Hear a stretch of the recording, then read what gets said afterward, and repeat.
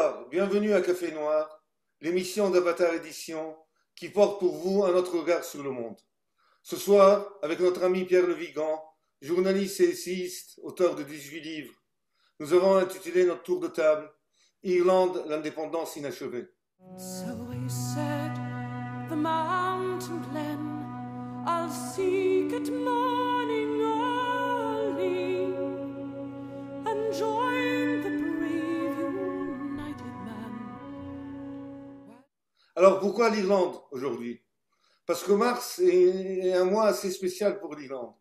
Comme tout le monde sait, hier, donc le 17 mars, c'était le Paddy's Day, c'est-à-dire la Saint-Patrick. Et le 5 mars, c'était l'anniversaire du 40e anniversaire du début de la grève de la faim de Bobby Sands. Alors précisons tout d'abord à tout le monde, à nos auditeurs, que la Saint-Patrick est devenue en fait une fête hollywoodienne. C'est une fête de retour des États-Unis. Donc elle n'a aucune signification politique.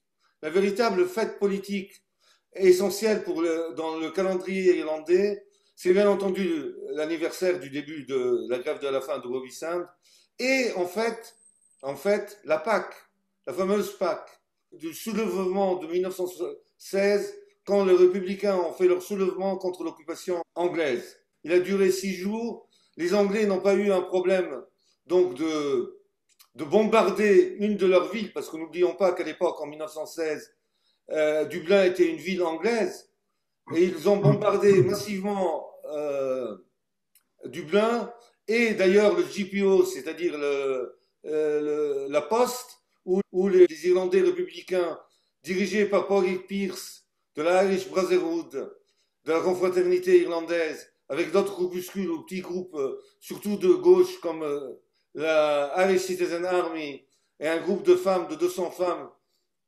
la Irish Women Council, où ils étaient réfugiés, ils les ont bombardés, et ils ont été défaits, bien entendu. Et d'ailleurs, tous les chefs de cette insurrection ont été plus tard emprisonnés, bien entendu, et bien entendu fusillés par l'armée d'occupation anglaise.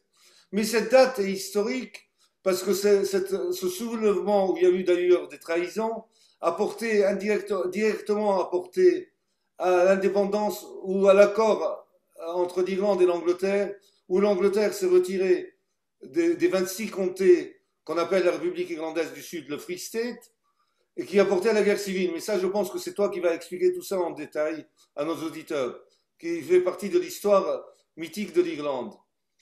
Et bien entendu, la date du 5 mars, c'est le 40e anniversaire, donc comme j'ai dit, du début de la grève de faim de Bobby Sands. Pratiquement les prisonniers irlandais de la nouvelle IRA, c'est-à-dire des provos de l'IRA troisième mouture, qu'on expliquera plus tard le développement de l'IRA, ont commencé leur grève de la faim dans les prisons, dans les fameuses prisons des H-blocs, c'est-à-dire les blocs H, parce qu'ils avaient une forme de H, en fait, de la lettre H en majuscule. C'était où ils ont commencé la grève de la faim, juste pour demander une chose très simple, pour nous, qui paraît très simple pour nous, c'est-à-dire leur droit à être considérés comme des prisonniers politiques. Et à l'époque, Margaret Thatcher, absolument, et à l'époque, Margaret Thatcher, le gouvernement de Margaret Thatcher, a refusé de leur accorder ce droit, et cette grève de la faim s'est terminée en fait par la mort de 10 militants de l'IRA, dont le premier a été Bobby Sands.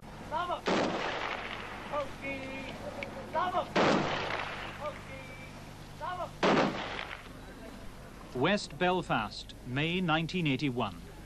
70,000 people attend the funeral of the MP for Fermanagh and South Tyrone, Bobby Sands. He's the first of 10 IRA hunger strikers who are to die in the H-blocks of the Maze prison. La chance a voulu que quand Bobby Sands a commencé sa grève de la faim, un des députés de l'Irlande, des 6 comtés, donc de l'Irlande du Nord, qui était encore sous occupation anglaise, est mort, et il a fallu faire une élection partielle. Et dans cette élection, les républicains ont eu l'idée pour la première fois de présenter Bobby Sands comme candidat. Bien entendu, il n'a pas fait de campagne, vu qu'il était en prison, il faisait sa guerre de la faim. Mais tous les partis nationalistes et républicains, donc, qui faisaient partie, qui se réclament du Sud ou de la République irlandaise, se sont désistés pour lui et il a été élu. Ce qui a été un choc pour l'Angleterre, pour le gouvernement de Thatcher. Il a été élu comme le plus jeune candidat jamais élu au Parlement de Westminster. Bien entendu, il n'a jamais siégé vu qu'il était toujours en prison et il est mort en prison. Mais cet événement a permis ou a fait en sorte que les républicains ont décidé depuis d'avoir deux stratégies. Une stratégie donc de lutte armée, mais aussi une stratégie parallèle de lutte politique. Et depuis, ils se sont présentés aux élections au nord, dans les 6 comtés, et au sud, dans les 26 comtés de la République irlandaise. Et le parti républicain du Sinn Féin, donc, que j'expliquerai plus tard ce que ça veut dire, mais très brièvement pour tout le monde, pour comprendre, c'est le seul parti de l'Irlande irlandaise qui se présente aux 3 élections, c'est-à-dire aux élections du sud de la République irlandaise, aux élections des 6 comtés, donc de la République du Nord, qui est dominée qui fait partie encore du Royaume-Uni. Rattaché au Royaume-Uni. Qui est rattaché au Royaume-Uni, et il se présente aussi aux élections de Westminster. Et pour l'instant, il a donc de Londres, où ils ont 7 députés élus, mais ils ne siègent jamais parce qu'ils ont toujours refusé de prêter serment à la reine d'Angleterre. Bien entendu, cette politique électorale a suscité donc des remous à l'intérieur du Parti républicain ou de la mouvance républicaine, et il y a eu des scissions. Mais ça aussi, on pourra en parler plus tard. Et je te laisse la parole, Pierre, à toi. Bonjour à tous et bonjour Gilbert. Donc, juste avant d'entrer dans cette question de l'Irlande et de son indépendance inachevée, on avait promis en quelque sorte de donner de temps en temps un coup de chapeau à un site qui nous paraît intéressant, sans qu'on soit forcément d'accord ligne par ligne avec l'intégralité de son contenu. Et donc aujourd'hui, je voulais signaler à nos auditeurs le site de Pierre Lévy, qui s'appelle « Ça n'empêche pas Nicolas ». Ça n'empêche pas Nicolas, c'est en fait une phrase d'une chanson qui rend hommage à la commune de Paris. C'est un site d'orientation communiste et hostile à l'Union européenne et partisan de la souveraineté nationale. Pierre, voilà. Juste pour dire, si je ne me trompe pas, c'est l'anniversaire de la commune. C'est le 150e anniversaire de la commune, si je ne me trompe pas. Alors, par ailleurs, évidemment, c'est le 150e anniversaire de la commune de Paris. Et deuxième information, je viens de sortir récemment Avez-vous compris les philosophes, tome 4, puisque les 3 premiers sont déjà parus, qu'on trouve sur le site Bookelist, sur le site Amazon aussi, et dans d'autres librairies. Et donc là-dessus, le lien sera en audio description. Donc je n'en dis pas plus pour l'instant et nous revenons à l'Irlande. On voit derrière Gilbert une photo de Dublin du reste. Alors bon, l'Irlande, petit rappel géographique, la France c'est 550 000 km². L'Irlande libre, c'est 70 000, mais avec l'Irlande du Nord, on a 84 000 km². Donc, si vous voulez, c'est entre 10 et 15% de la superficie de la France pour situer un petit peu un ordre d'idée. Quant à la population, ce n'est pas excessivement peuplé, mais enfin, il faut quand même ramener ça à la surface. L'Irlande, la République d'Irlande, donc l'Irlande indépendante, c'est environ 5 millions d'habitants. Faut savoir que dans les années 1830, c'était 6,5 millions. Donc, vous voyez, ça a même décru. Et l'Irlande du Nord, qu'on appelle l'Ulster, c'est 1 800 000 habitants. Alors, donc l'Irlande du Sud, l'Irlande tout court, c'est divisé en 32 comtés. Et l'Irlande, la République d'Irlande, l'Irlande indépendante, c'est 26 comtés. Alors, on dit souvent que l'Irlande du Nord, l'Irlande rattachée au Royaume-Uni, c'est l'Ulster. En fait, ce n'est pas tout à fait ça, pour être précis. L'Irlande du Nord, c'est en fait 6 comtés qui font effectivement partie de l'Ulster, mais il reste 3 comtés qui font partie historiquement de la province de l'Ulster. Il reste 3 comtés, donc sur 9. eux, ne sont pas rattachés au Royaume-Uni et qui restent partie intégrante de l'Irlande libre, de la République donc d'Irlande. Voilà donc un petit peu la situation géographique. Bon, quant au paysage de l'Irlande, chacun a en tête un peu des images, hein, des plaines, des dunes, beaucoup de collines, et le point culminant, c'est une toute petite montagne qui dépasse à peine les 1000 mètres et qui est en fait au sud-ouest de l'Irlande, donc dans la République d'Irlande. Donc voilà. C'est un pays qui à la base était très pauvre, hein, c'est-à-dire vit largement du commerce. C'est un pays qui en fait n'était pas autosuffisant au plan alimentaire. Alors, je vais en 10 minutes maximum vous faire un petit rappel historique, parce que ce rappel historique montre à quel point l'histoire de l'Irlande, c'est l'histoire de rapports conflictuels avec le grand voisin, c'est-à-dire le Royaume-Uni de Grande-Bretagne qui s'est rattaché par la force, là aussi d'ailleurs, l'Écosse. Alors, le peuplement de l'Irlande, je pense que tout le monde a un petit peu ça en tête, hein, à partir du VIe siècle avant notre ère, c'est un peuplement de Celtes. Les Romains n'occupent pas l'Irlande. On sait que les Romains ont occupé l'Angleterre, mais se sont arrêtés au ce qui s'appelait le mur d'Adrien. Donc, se sont arrêtés aux limites actuelles, en gros, de l'Écosse et n'ont pas du tout envahi l'Irlande. Donc, l'Irlande n'a pas du tout connu de romanisation, même brève, même superficielle. Ce qui s'est passé très important en Irlande à partir du 6e, 7e siècle, hein, c'est la christianisation. Christianisation qui s'est fait un peu par un mixte en fait de la chrétienté et des anciennes croyances celtes. Hein, voilà.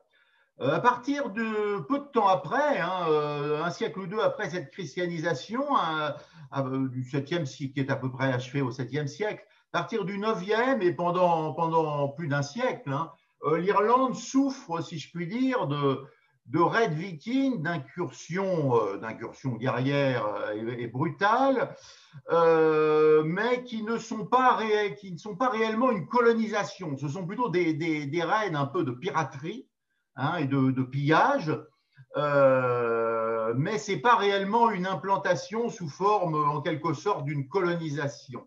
Les Romains connaissaient bien l'Irlande, ils ne l'ont pas occupée, mais ils la connaissaient bien, et d'ailleurs ils lui ont donné comme nom Hibernien. Le nom auquel tu fais allusion nous fait penser aux Celtibères. Et quels étaient les Celtibères à l'époque? C'était tout simplement les peuples qui sont devenus, après un certain nombre de mélanges, de métissages, etc., qui sont devenus les Espagnols, pour une plus grande part, et les Portugais aussi, pour une petite part, c'est-à-dire les habitants de la péninsule ibérique. Il y a une petite période d'indépendance de l'Irlande qui va du 10e au 12e siècle. Indépendance ne veut d'ailleurs pas dire forcément unité, il y avait toute une série de royaumes, mais en quelque sorte, l'Irlande avait des rois irlandais. Alors, retenons cette petite parenthèse d'indépendance nationale, de souveraineté nationale, car malheureusement, tout ce dont je vais parler maintenant va être des choses beaucoup plus difficiles. Alors, à partir effectivement du XIIIe siècle, eh bien, il y a la conquête progressive de l'Irlande par l'Angleterre. Hein. Je dis bien par l'Angleterre parce que c'est pas par la Grande-Bretagne, ça n'aurait pas de sens de dire par la Grande-Bretagne, c'est vraiment par l'Angleterre qui est de très loin la partie la plus organisée déjà en État-nation, hein, de la Grande-Bretagne et qui est aussi la partie beaucoup plus peuplée et beaucoup plus dynamique au plan économique. Donc cette colonisation est achevée au bout de 2-3 siècles. Hein, en 1541, par exemple, Henri VIII d'Angleterre devient officiellement roi d'Irlande, hein, donc, mais c'est encore sous la forme d'une union personnelle. Ce qui se passe de dramatique, qui est très mal vécu par les Irlandais, c'est l'arrivée massive de colons anglais qui exproprient les terres des Irlandais, un petit peu comme les Français en Algérie, en bonne part, à partir de 1830, ont exproprié les Algériens de leur propre terre. Ça se fait d'une manière au moins aussi brutale, si ce n'est plus brutale, et donc les Irlandais sont dessaisis de leurs terres dans leur propre pays. Évidemment, à partir de là, il y a une sorte de début de conscience nationale qui se manifeste. Et au moment de la première révolution anglaise, la première révolution anglaise, on sait que c'est la plus sanglante, qui est aussi d'ailleurs une guerre civile en Angleterre, les Irlandais essayent de recouvrir leur indépendance, de reconquérir leur indépendance. Ils n'y arrivent pas, il y a une répression extrêmement brutale par Cromwell et par les puritains. Les puritains, c'est une sorte de variété de protestants particulièrement fondamentalistes et intégristes. Et cette répression par Cromwell, qui avait proclamé la République, répression qui a lieu autour de 1649, aboutit au meurtre d'au moins un tiers de la population irlandaise. Un tiers. Donc là, il n'y a absolument pas l'équivalent, y compris par exemple dans la colonisation française en Algérie, il n'y a absolument rien d'équivalent. C'est d'une brutalité sans nom. Et c'est vrai que quand on entend certaines personnes dans certains milieux de droite expliquer que l'histoire de l'Europe, c'est essentiellement l'histoire du conflit entre la chrétienté et l'islam, ou entre l'Occident et l'Orient, et que les guerres à l'intérieur de l'Europe sont anecdotiques, eh bien, cet exemple nous montre que ce n'est absolument pas le cas, parce qu'il y a quand même peu d'exemples de la population d'un pays européen qui a été exterminée entre le tiers et la moitié par un autre pays européen voisin, et qui se disait aussi chrétien, mais d'une autre forme de chrétienté. Pierre, j'interviens ici pour préciser une chose. Gilbert. C'est que les troupes de Cromwell sont, on s'en souvient toujours en Irlande, et ils sont nommés les Black and Tans. Très important le terme anglais, des Black and Tans. Et il y a d'ailleurs des chansons sur les Black and Tans et les massacres qu'ils ont fait. Donc c'est encore dans la chair des Irlandais, si tu veux. Mais oui, sur le fait que tu précises sur le protestantisme et le catholicisme, souvent on dit que c'est une guerre religieuse entre protestants et catholiques. En fait, c'est pas une guerre religieuse au sens théologique. Il se trouve que ethniquement, les migrants anglais et écossais d'ailleurs du nord irlandais sont de confession protestante. Le protestantisme, en fait, c'est une importation qui est venue avec l'occupation de l'Irlande. Et d'ailleurs, l'Irlande du Nord, moderne, maintenant la lutte de l'Irlande de libération des 6 comtés du Nord, il se trouve que d'un côté, il y a des catholiques et les protestants. En fait, c'est une guerre des Irlandais contre les immigrants, les migrants écossais. Donc les protestants du nord de l'Irlande maintenant sont en fait d'origine écossaise. Donc ça reste toujours une guerre de libération et pas une guerre de religion. Au sens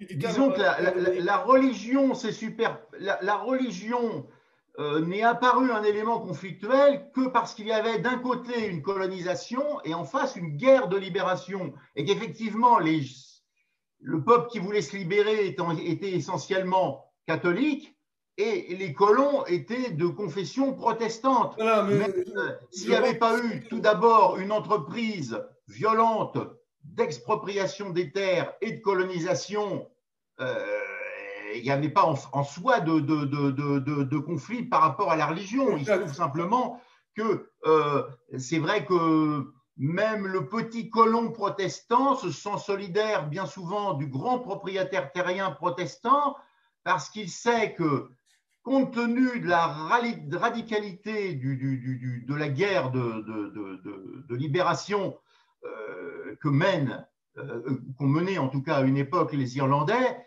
ils ne feront à un moment donné pas le détail entre le petit propriétaire et le gros propriétaire, sachant que même le petit propriétaire est quand même un colon, est quand même un envahisseur. Et la vocation d'un peuple qui se libère, c'est quand même de bouter dehors les envahisseurs qu'il soit grand ou qu'il soit petit envahisseur, Voilà, si vous voulez. et en gros, si les deux peuples étaient catholiques, il y aurait eu quand même la guerre.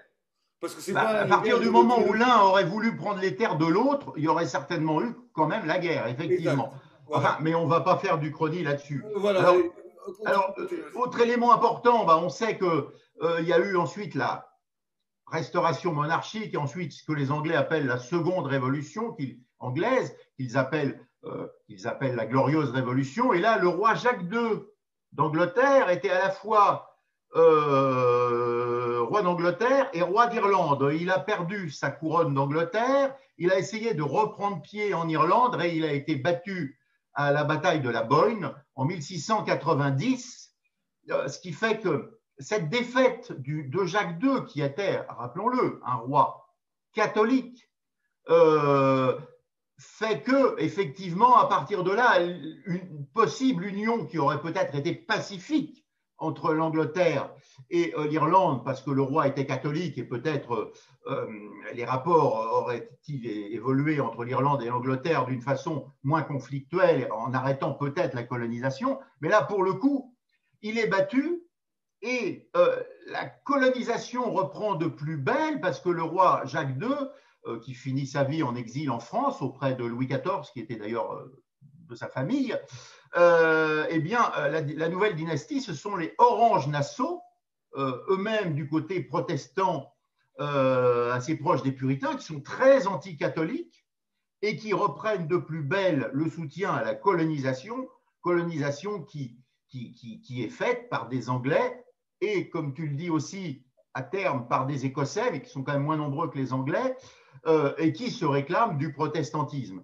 Donc, effectivement, voilà où on en est. Alors, évidemment, les Irlandais ne cessent de chercher des occasions de se révolter. La Révolution française et son agitation d'idées leur donnent des démangeaisons de liberté. Alors, il y a un certain nombre de soulèvements, il y en a plusieurs. Ça commence en 1795, 1796.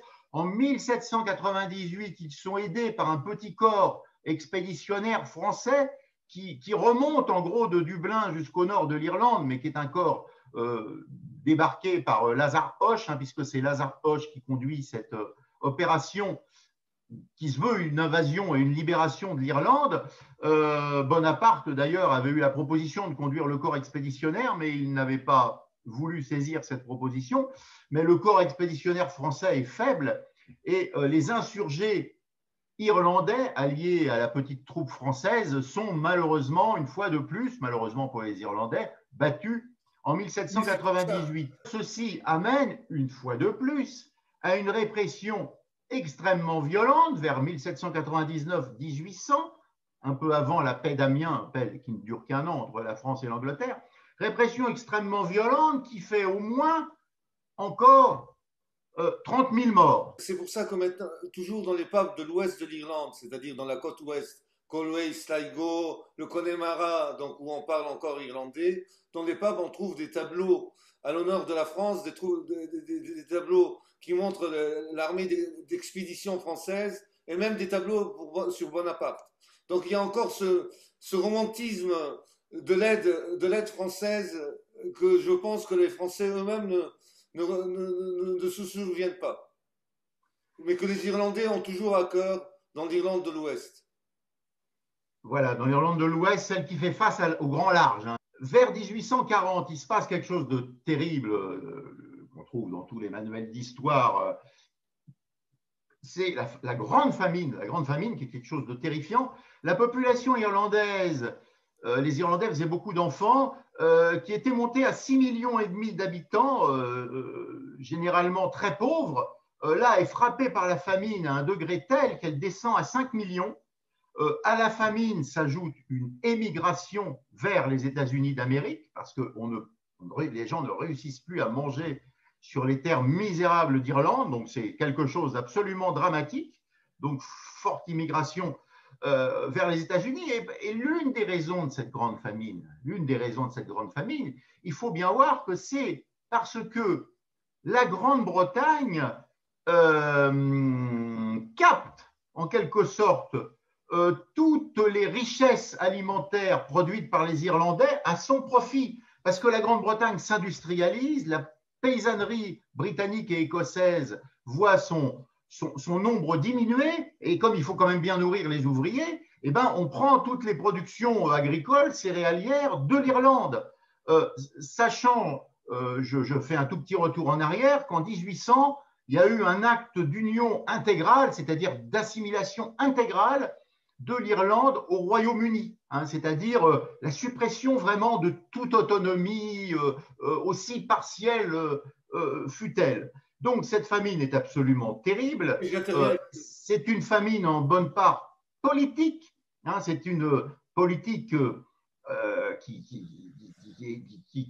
qui relève en bonne part d'une volonté politique du gouvernement de Londres. Hein. Donc ce n'est pas seulement un événement naturel. Voilà, donc, pour clarifier à nos auditeurs, Pierre, il y a eu la maladie de la pomme de terre, donc il y a eu un manque de pommes de terre, et tout en sachant que les greniers de l'Irlande étaient pleins.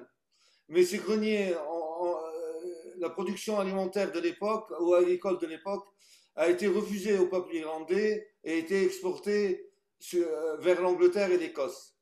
Et donc c'est d'où la famine qui a été un massacre, un holocauste, un des premiers holocaustes historiques. D'ailleurs, derrière moi, quand vous verrez ce monument dédié à la famine en Irlande. Alors moi, la famine de 1840. Voilà. Alors je trouve des années 1840, elle dure presque une dizaine d'années. Hein. Exact. Où il y a eu le cas unique, où c'est un des seuls pays en Europe où la population a diminué entre la famine et l'émigration. Alors pourquoi ce monument que je trouve très saisissant moi-même. Mais pourquoi je vous le montre? C'est parce qu'il est situé dans un quartier très spécial. Dans un sens, on voit ces statues d'Irlandais qui crèvent de faim, qui sont en train de se diriger vers le port de Dublin, donc vers l'immigration. Avec un misérable baluchon, ou pour ce qui est des mères, avec leur bébé dans les bras. Voilà, mais il se trouve que malheureusement, avec la modernité, ce quartier du port de Dublin s'est transformé aussi en étant le centre financier de la bourse et des banques de Dublin. Donc ce contraste fait un peu mauvais goût. Mais parce que d'un côté, à droite, si vous voulez, les gens qui visiteront Dublin après, quand on nous permettra de voyager après le Covid, peuvent aller le voir. À droite, il y a l'opulence de ce monument, il y a l'opulence, et en même temps, on voit la misère totale. Mais voilà, ces statues sont devant la bourse, dont je penserais volontiers, d'accord avec Frédéric Lordon, l'économiste Frédéric Lordon, que la bourse, d'une manière générale, les bourses devraient être fermées, car dans une économie saine, il ne devrait pas y avoir de bourse. Surtout que maintenant, pas de spéculation. Surtout que maintenant, les bourses actuelles n'ont aucun lien avec la situation économique réelle. C'est vraiment de la spéculation virtuelle. On se demande d'ailleurs exactement à quoi servent-ils, à part de remplir les poches au very few, à une petite élite mondiale et mondialisée. Bon, on s'égare du sujet. Alors, voilà, on approche un peu de la fin de notre tableau historique, mais évidemment, 1914, suite à l'agitation du peuple et des intellectuels irlandais, il y a une loi qu'on appelle le Home Rule, qui est en fait une loi qui accorde une certaine autonomie à l'Irlande. Mais comme 1914, c'est aussi le début de la guerre, cette loi ne connaît pas le moindre début d'application. Et en 1916, il y a ce fameux événement, les émeutes indépendantistes de Pâques à Dublin et la proclamation de l'indépendance. Il y a une répression extrêmement féroce dont tu as parlé, Gilbert, avec la marine de guerre britannique qui pilonne Dublin et d'autres villes irlandaises situées à proximité, à portée de canon. Les canons, à l'époque, avaient des portées importantes, de 20 à 30 km, donc on pouvait faire de sacrés dégâts et faire des meurtres massifs. Et il y a la guerre d'indépendance qui commence, la répression est tellement violente pendant la guerre 14-18 que la guerre d'indépendance ne commence réellement que de 1918 à 1921. Elle se termine par un compromis de 1921 qui effectivement fait que sur les 32 comtés, il y en a 6 qui restent rattachés au Royaume-Uni et qui sont des comtés à majorité protestante, dans lesquels sont des gens partisans de rester attachés au Royaume-Uni. Alors évidemment, le camp nationaliste irlandais, le camp patriote irlandais, se divise en deux. Ceux, les radicaux, qui voudraient continuer la guerre jusqu'à la réunification totale, jusqu'à la libération de toute l'île d'Irlande, et ceux qui acceptent le compromis, sachant que la guerre a été extrêmement coûteuse et que l'Irlande est déjà un pays très pauvre. Hein. Donc, il y a une guerre civile, en fait, ensuite, de 1921 à 1923, et cette guerre civile est remportée par les partisans du compromis, ceux qui ne veulent pas aller jusqu'au bout et qui veulent que, pour l'instant, en tout cas, on se satisfasse de l'indépendance des trois quarts, effectivement, même d'un peu plus des trois quarts de l'île, mais pas de la totalité. Et ensuite, je te laisserai la parole. Je signale quand même une date évidemment importante que certains ont en tête, hein, bien sûr, mais en 1973, suite à l'entrée de la Grande-Bretagne, du Royaume-Uni, en tout cas dans le marché commun, l'Irlande, elle aussi, entre dans ce qui s'appelle à l'époque la Communauté économique européenne et qui deviendra ensuite l'Union européenne, c'est-à-dire l'amalgame de technocrates dictatoriaux et illégitimes que dénonce à juste titre, par exemple, un Florian Philippot. Alors, les dates d'abord. Très importante la date de l'insurrection de Pâques. D'ailleurs, si nos auditeurs vont ou visiteront l'Irlande à Pâques, s'ils voient cet emblème du Irish Lily, c'est-à-dire du lys Lily, pardon, du fleur de lys de Pâques, c'est que les gens qui le portent sur leur comme épinglette sont des républicains. C'est devenu un symbole républicain. Et d'ailleurs, à Pâques, et c'est très intéressant de visiter Pâques, l'Irlande à Pâques, parce que c'est où il y a toutes les manifestations et les grandes marches républicaines en honneur du fameux soulèvement de Pâques qui a amené, comme tu as dit, à la relative indépendance, si pas de toute l'Irlande, au moins d'une grande partie de l'Irlande.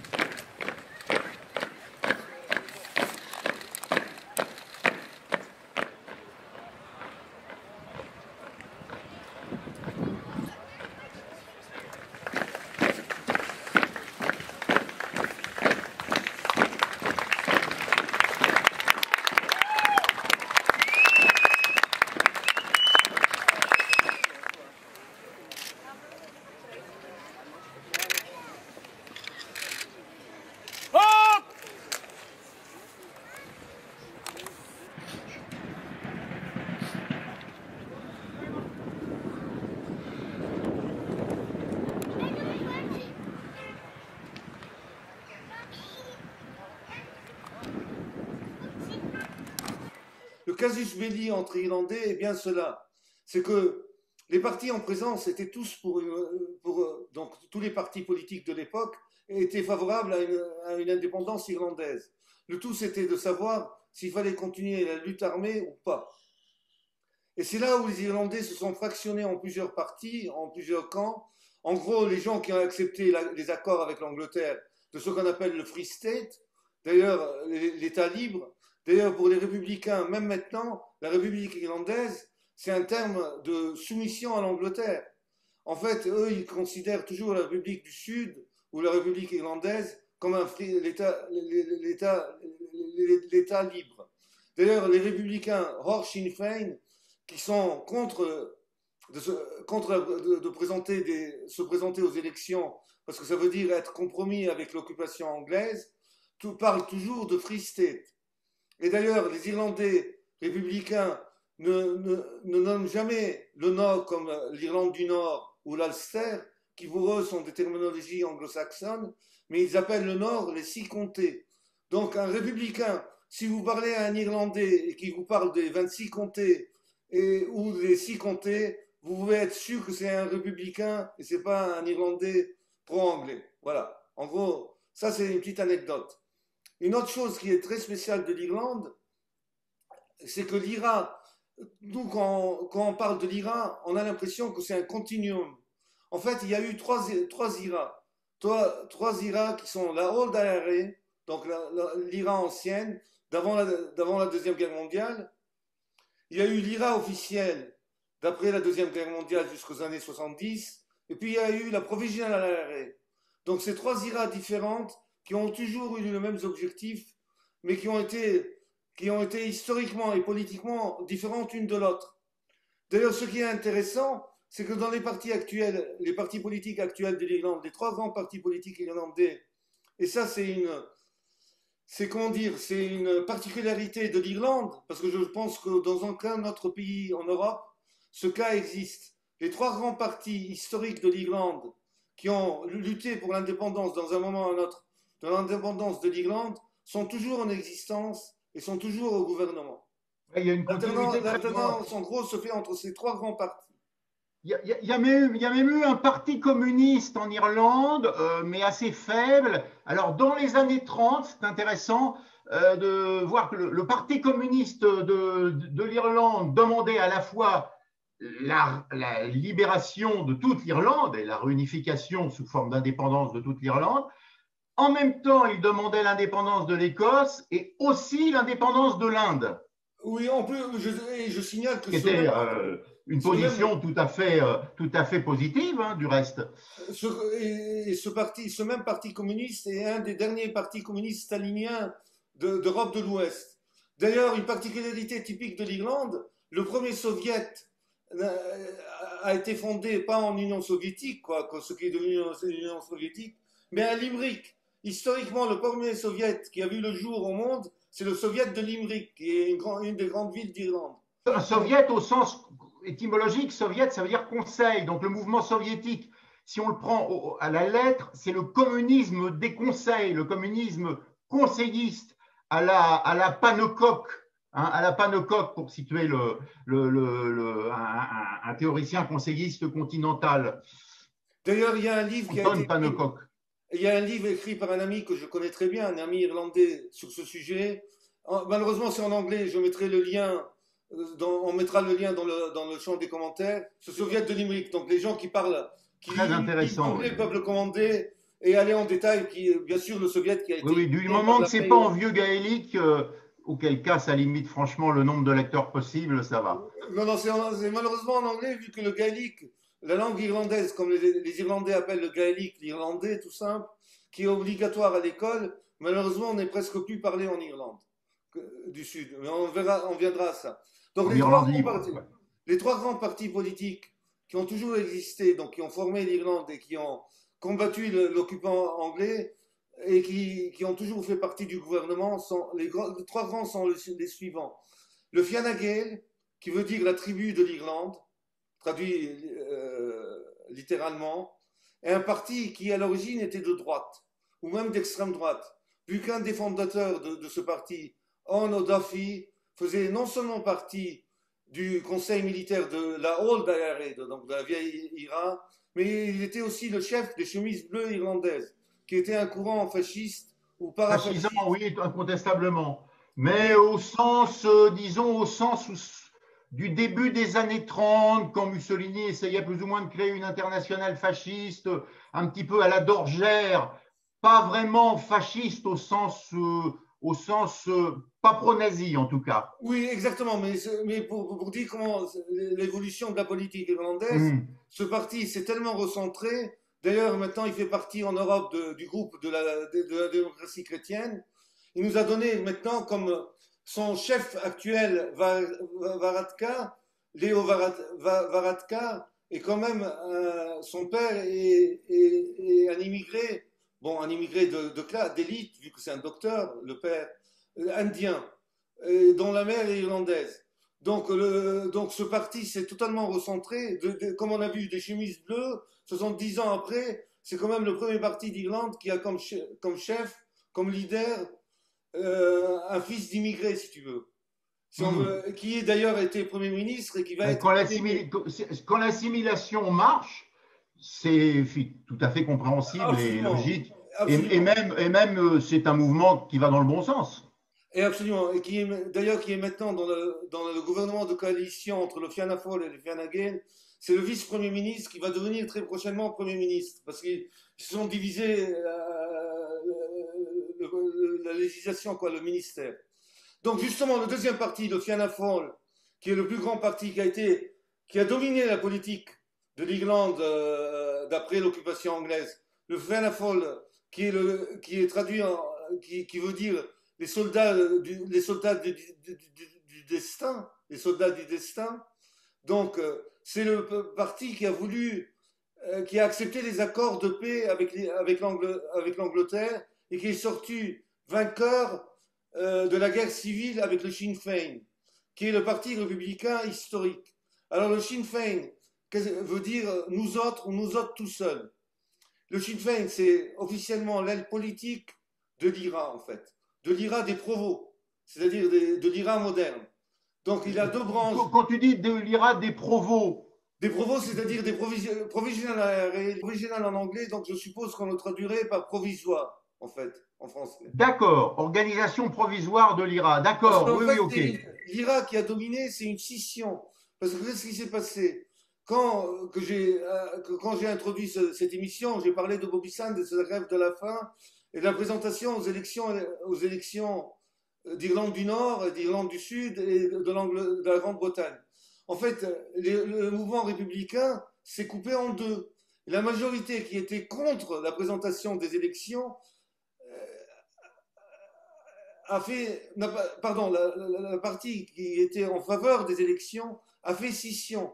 En fait, c'est les scissionnaires qui sont représentés par l'IRA provisional, et ceux qui ont continué à vouloir faire la guerre, c'est la Official IRA, qui d'ailleurs, avec le temps, a cessé ses activités militaires, est devenu un parti politique classique, au début trotskiste, et puis qui s'est transformé maintenant en parti social-démocrate.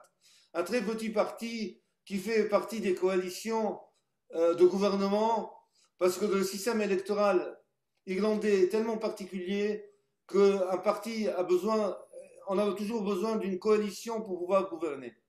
Oui, parce que je crois que le système électoral irlandais est encore plus compliqué que les multiples systèmes électoraux italiens. Le système électoral irlandais, d'abord. Ce qui n'est pas peu dire. Il faut pour le comprendre, pour le calculer, il faut un comptable. D'ailleurs, c'est pour ça que le système est tellement compliqué qu'il faut plusieurs jours avant de connaître les résultats définitifs. En fait, c'est un système électoral très spécial, unique à l'Irlande. C'est un système, ils l'appellent, les Irlandais l'appellent un système proportionnel pur. C'est-à-dire, il y a des listes de candidats, mais l'électeur peut voter sur n'importe quel candidat de n'importe quel parti politique. Je crois que c'est peut-être ce qu'on appelle aussi la proportionnelle avec vote préférentiel, peut-être, quelque chose comme ça. C'est possible, je ne connais pas voilà. ça. Bon, on peut peut-être renvoyer nos auditeurs qui voudraient en savoir plus, peut-être à Wikipédia, parce que pour le coup, sur ce genre d'informations factuelles, Wikipédia n'est pas forcément une mauvaise référence. Exact, mais juste dire ça pour donner un exemple à la française, c'est comme si aux prochaines élections législatives en France, je vais voter, je vote comme première préférence pour Marine Le Pen, comme deuxième préférence pour Macron et troisième préférence pour Mélenchon, ce qui est impensable en France. Et ce système-là permet un système d'élimination si on ne rejoint pas un certain quota. Donc, il oblige les candidats et les partis politiques à se recentrer politiquement pour pouvoir ratisser large et pour pouvoir avoir des élus. Donc, c'est pour ça qu'avec le temps, le Fianna Gael, donc la tribu de l'Irlande qui était un parti des chemises bleues et dont le chef faisait partie de l'IRA, est devenu avec le temps un parti chrétien-démocrate de gauche. Le Fianna Fáil républicain des soldats du destin est lui-même aussi devenu un parti chrétien-démocrate centré, plus ou moins. Et le Sinn Féin de l'IRA, le Sinn Féin républicain. Nous seuls, hein, Sinn Féin, nous-mêmes seuls, en quelque sorte. Est devenu globalement un parti de la gauche, du centre-gauche, mais sociétal. C'est-à-dire, il y a un fort courant féministe, woke, cancel à l'intérieur. Cancel culture. Très correct. Donc Clémentine Autain, quoi, en quelque sorte. En gros, Clémentine Autain, d'ailleurs, la présidente actuelle de Marie-Lou. Ou si on veut pire, Rokhaya Diallo, quoi. Oui, mais en gros, mais globalement, il reste toujours quand même à majorité irlandaise de souche, mais très féministe. Non, mais je parle du sociétalisme délirant, exact, à ce niveau-là. Qui est toujours une façon d'oublier les enjeux de classe et de ne pas se poser la question de la domination du capital. Voilà, mais globalement, c'est devenu, avec le temps, maintenant, il est devenu le premier parti au niveau électoral de l'Irlande. D'ailleurs, si ce parti, aux dernières élections législatives, s'était présenté dans toutes les circonscriptions, il serait très certainement le premier parti d'Irlande, même au niveau de députés. Mais il ne l'a pas fait tout simplement parce qu'eux-mêmes n'avaient pas cru qu'ils allaient devenir le premier parti.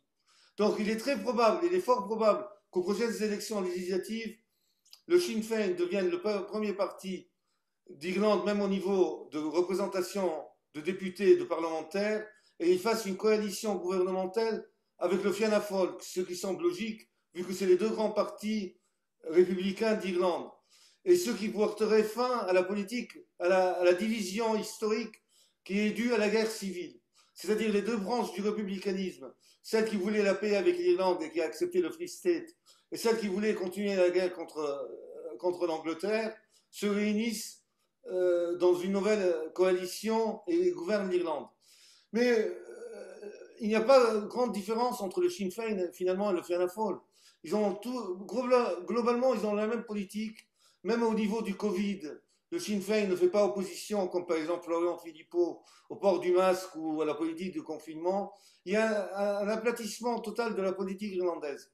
L'unique chose que le Sinn Féin a, la particularité du Sinn Féin, comme j'ai dit avant, c'est c'est le seul parti d'Irlande qui est présent dans les 32 comtés, qui se représente dans les 3 élections en Irlande, c'est-à-dire celle du Sud, du Nord et de la Grande-Bretagne même.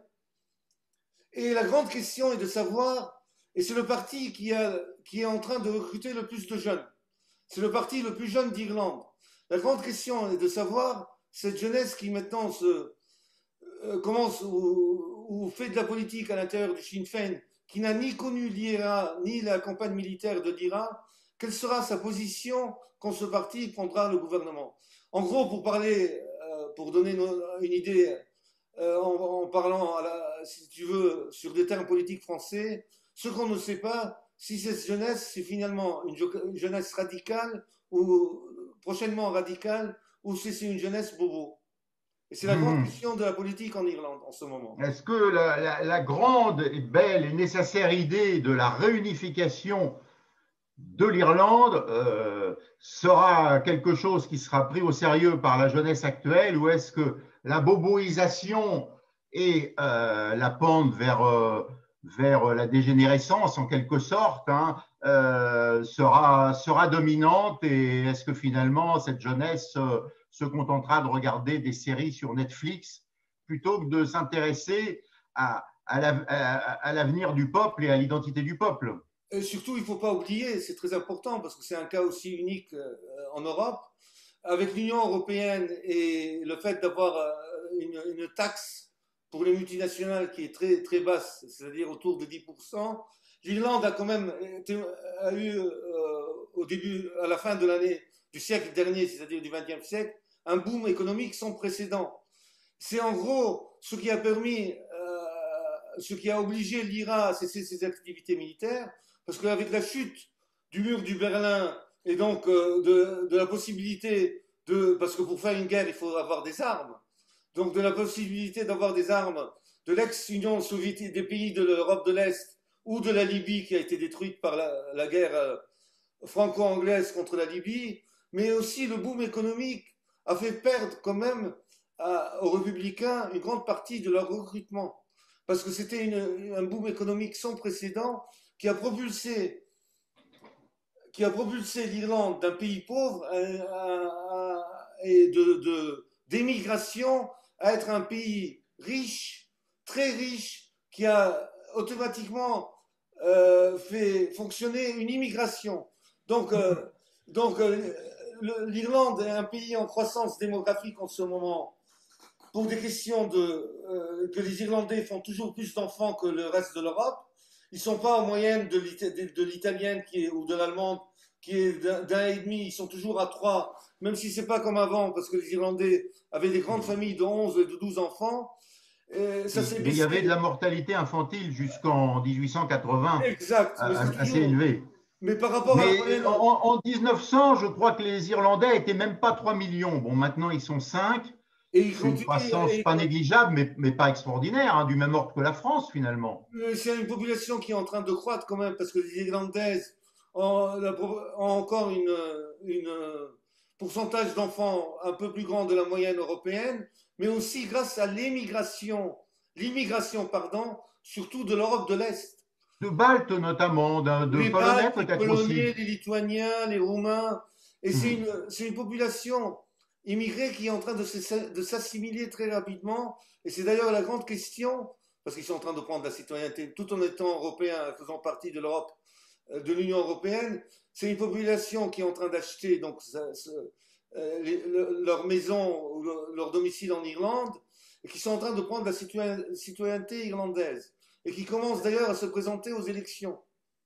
Est-ce qu'il y a des Africains anglophones ou de manière marginale? Non, il y a un bon pourcentage d'Africains, mais surtout du Nigeria. Et ils viennent de l'Angleterre. Du Nigeria. Donc évidemment, ils sont anglophones, mais en fait, ils n'arrivent pas directement en Irlande attirés par une certaine croissance économique. Ils viennent plutôt de l'Angleterre. Oui, c'est surtout d'ailleurs des Africains qui peuvent avoir le passeport anglais d'ailleurs, ou de la Grande-Bretagne, du Royaume-Uni. Et d'ailleurs, c'est une population africaine qui, quand il y a eu un ralentissement de l'économie irlandaise, n'a pas eu de problème de revenir sur le Royaume-Uni, en Angleterre. En Angleterre même, oui, bien sûr. Par contre, la population d'Europe de l'Est, donc de l'ancienne Europe de l'Est, est en train de s'établir d'une manière permanente en Irlande. Et généralement, on disait que l'immigration, la première génération travaille, la deuxième génération s'établit et la troisième génération s'assimile. Enfin, en France, malheureusement, ce n'est pas tellement le cas. La première génération travaillait, la deuxième est souvent au chômage et la troisième se désassimile. Alors, je caricature parce que oui, même dans la troisième génération, il y a des gens qui s'assimilent. Mais il faut reconnaître qu'il y a une partie des petits-enfants des immigrés des années 50 qui, dans une partie des banlieues françaises, auraient plutôt tendance à se désassimiler. Par contre, l'immigration en Irlande provenant de l'Europe de l'Est, elle a sauté une génération. C'est-à-dire qu'elle s'est tellement bien assimilée que maintenant il y a des écoles organisées par les Polonais, il y a des écoles lituaniennes, dont les enfants, donc, durant la semaine, ils vont à l'école irlandaise comme tout le monde, l'école de la République, si on veut parler comme ça, mais le week-end, ils vont étudier le polonais dans une école polonaise. Il y a même tout à fait. Ils ont même créé leurs centres commerciaux et leurs centres médicaux, donc ils se sont totalement assimilés et ils ont pris la nationalité irlandaise et ils commencent même à s'intéresser à la politique irlandaise. Donc la grande question… Ce qui est vraiment un signe d'assimilation. C'est-à-dire qu'à partir du moment où on travaille et où on s'intéresse à la politique du pays d'accueil, ce qui n'empêche pas de continuer d'aimer son pays d'origine, à partir de là, on peut parler d'assimilation. Oui, mais ça risque de changer la donne, comme au Québec d'ailleurs, avec le Québec français et le Québec anglo-saxon. Ça risque de changer la donne et le poids des républicains et des non-républicains en Irlande. Est-ce que cette émigration d'Europe de l'Est va s'intéresser aussi Comté du Nord? C'est une grande question qu'il faut se poser. C'est vrai qu'a priori, il y a un gros risque qu'ils considèrent que que c'est une histoire qui leur est étrangère. Ah oui, C'est mais qui commence à être étrangère même aux Irlandais de souche, si on veut les définir comme ça. Parce que ouais, bien ouais. entendu, maintenant, bien entendu, il y a toujours des groupes de l'IRA qui sont dissidents et qui ne se reconnaissent pas dans la politique de l'IRA des provisionales, donc de l'IRA majoritaire, mais c'est finalement des groupuscules. Les deux plus grands groupuscules sont la Continuity IRA, qui est l'aile militaire du Republican Sinn Féin, qui est idéologiquement, qui se refait à Warwick Pierce, ce professeur qui était le leader du soulèvement de Pâques de 1916, qui était un professeur d'irlandais d'ailleurs, qui a recréé les premières écoles irlandaises, de langue irlandaise, parce que n'oublions pas qu'à l'époque, les Anglais avaient interdit l'irlandais que nous on appelle le gaélique, et qu'on peut définir un mouvement plus aller à l'irlandaise, plus identitaire, même si la signification d'identitaire en Irlande n'est pas aussi prononcée qu'en France. Mais c'est un parti, si on veut, un peu plus à droite. Donc le Republican Sinn Féin avec sa continuité IRA, et puis il y a la Real IRA. La Real IRA, dont un des fondateurs est la sœur de Bobby Sand, n'a pas vraiment de branche politique parce que c'est des militaristes. Mais c'est des groupuscules, c'est pratiquement un folklore maintenant. Ils Et croient à l'action armée en quelque sorte. voilà, d'ailleurs c'est les fameux défilés de l'IRA en uniforme militaire de Pâques. Mais ça s'arrête là, parce qu'effectivement maintenant les provisionales de l'IRA et du Sinn Féin font ce que le LP fait en Palestine occupée, c'est-à-dire ils font la police, parce que dans leur intérêt à eux, c'est que le Good Friday Agreement, donc les fameux accords de paix, toujours signés donc vendredi saint, toujours à Pâques, ils ont intérêt que ces accords tiennent la route, parce que pour eux, c'est essentiel. Donc il faut un travail de police, tout au moins, pour faire en sorte que personne ne se permette de faire chavirer cette politique. Mais Ouais. toutefois, il y a de temps en temps des assassinats, des tentatives d'attentats, mais c'est vraiment, ça reste très très marginal et insignifiant. Je ne sais pas, je ne crois pas qu'il y aura une renaissance de la lutte armée, à moins que vraiment il y ait une chute totale de l'économie irlandaise et que les Anglais, avec leur Brexit, renient, d'ailleurs ils commencent déjà à renier sur les accords qu'ils ont fait sur l'Irlande, parce que les Anglais sont experts sur ça, sur le reniement des accords qu'ils signent, et donc qu'ils puissent refaire renaître une recrudescence de l'IRA. N'oublions pas non plus qu'avec le Covid, le pays qui est devenu, le gouvernement irlandais, donc la République irlandaise, qui est devenue très riche, avec le Covid, malgré le Covid, l'Irlande du Sud est un des seuls pays en Europe qui a eu une croissance de son PIB. Ouais. Une L'année croissance dernière, positive assez importante, oui, tout à fait. 1%, Sans, la disais-tu, France est oui. à 8% négative. Hmm. L'Irlande, donc de la République irlandaise, a eu une croissance de 3%. Et n'oublions pas aussi autre chose, que oui, bien entendu, le chômage, il y a eu une croissance du chômage, d'un chômage virtuellement inexistant avant le Covid. Maintenant, le chômage est de nouveau en croissance. Mais c'est un chômage dû au Covid. Donc, c'est des sociétés comme les PAP qui ont fermé depuis un an à cause des confinements du Covid. Les employés de ces commerces et de ces sociétés qui ont dû fermer se retrouvent au chômage, mais c'est un chômage temporaire dû au Covid qui est quand même pris en charge par l'État qui paye à 90% leur salaire. Ce qui n'est pas le cas en Italie. Ce qui n'est pas le cas en Italie, du tout. Du tout. D'ailleurs, Ce qui, l'Italie. par contre, est en partie avec des réserves, en partie le cas en France. Ben, pour ce gars. Enfin, pas de manière peut-être aussi forte qu'en Irlande, mais c'est vrai qu'il y a quand même des aides, des indemnités. Des aides, mais il y a aussi des aides en Irlande pour les sociétés et les auto-entrepreneurs. Je signale qu'en Irlande, depuis le début du Covid, donc l'année dernière, une petite société d'auto-entrepreneurs en Irlande empoche 1300 € par mois. Ça fait 12 mois que ça dure. Donc quand en France on nous parle de l'aide de l'État, mais c'est pratiquement ridicule par rapport à ce qui se passe en Irlande. Donc 90% C'est la monnaie Covid. C'est la monnaie Covid. Donc la monnaie Covid fait en sorte que les chômeurs du Covid encaissent 90% de leur salaire grâce à l'État, et les sociétés, les PME, mais surtout les auto-entrepreneurs, encaissent 1300 € par mois comme aide de l'État depuis un an. Donc, dans ce contexte-là, je vois mal comment une renaissance de l'IRA pourra se faire pourra voir le jour. Surtout si le Sinn Féin prend le pouvoir l'année prochaine, aux prochaines élections législatives.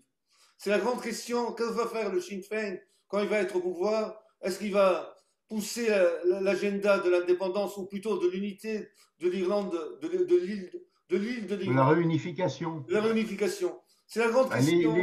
On va peut-être laisser nos spectateurs et auditeurs commenter tout ça. Voilà. Pour l'instant, la question qu'on va poser à nos visiteurs est: est-ce qu'ils croient qu'il y aura une réunification de l'Irlande d'un point de vue politique qui se fera